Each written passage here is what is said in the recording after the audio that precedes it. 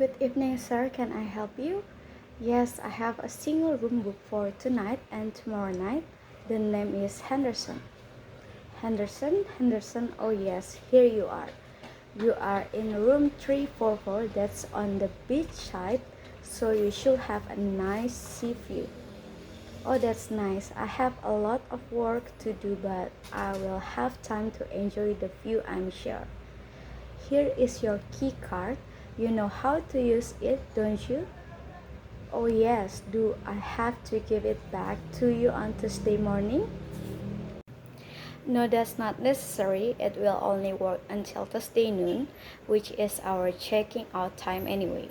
You can keep it after that. You can see it's got a handy little calendar on the other side, so you might find that useful. Hey, I've never seen that before. That's a neat little idea. Now, I just need to run through some of our regulation with you. You may also find them on the back of your door in your room, but we need to tell our guests some of the most important information. Okay, no problems.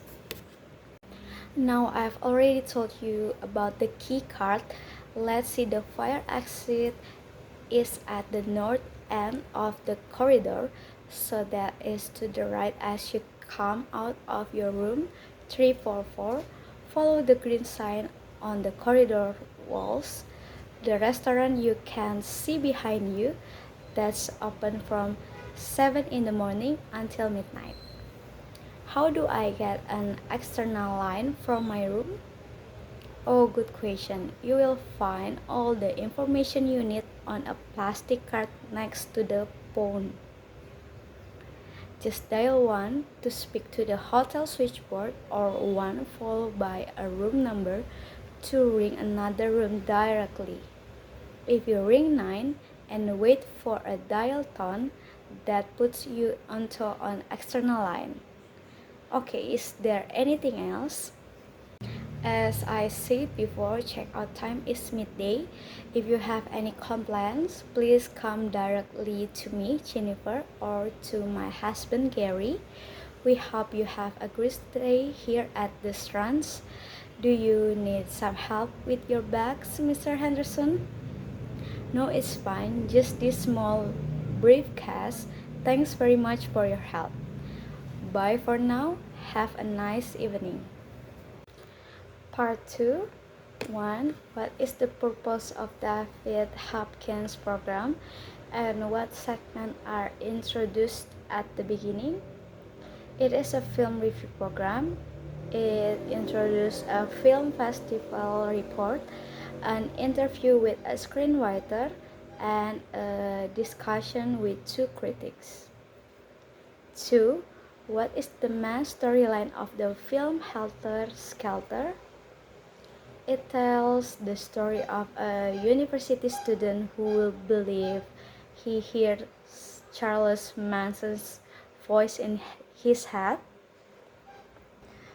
3. Who is Charles Manson and how is connected to the film Helter Skelter?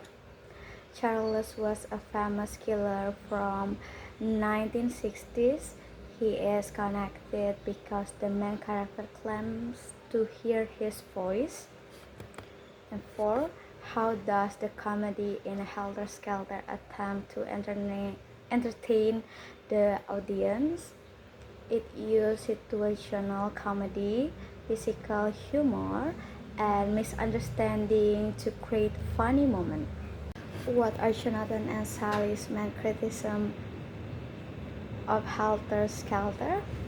They criticize the weak script, lack of real humor, and the dark background of the story. How do the critics evaluate the acting performance in Helter Skelter, particularly Cynthia Marshall's role? They think the acting is good, especially Cynthia Marshall, who gives a strong and emotional performance. 7. What positive aspect of Helter Skelter does Jonathan mention despite his overall negative opinion?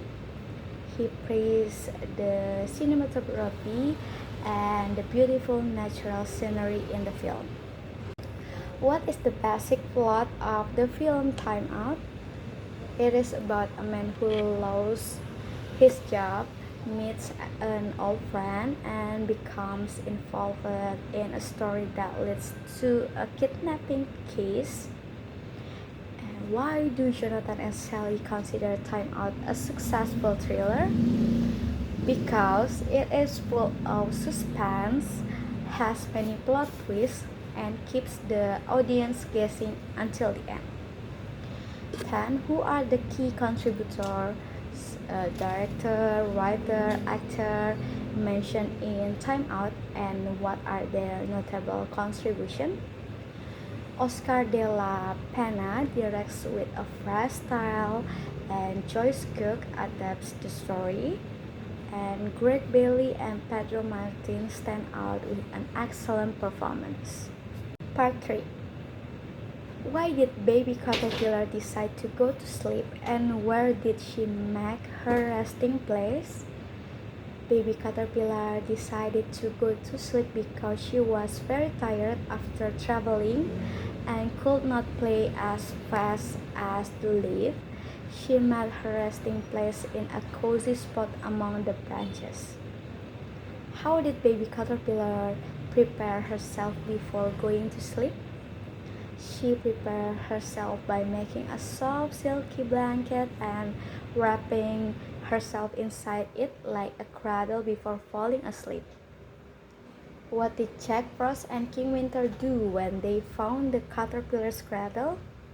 Jack Frost played with the cradle and tried to touch it, but he could not reach the caterpillar because she was covered by a warm blanket.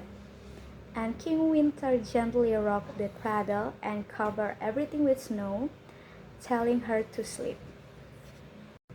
How did Spring and the Sunbeam affect Baby Caterpillar, and what transformation did she undergo at the end of the story?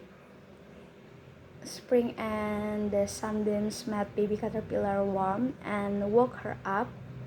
At the end of story, she transformed into a beautiful butterfly with yellow wings and could fly in the air.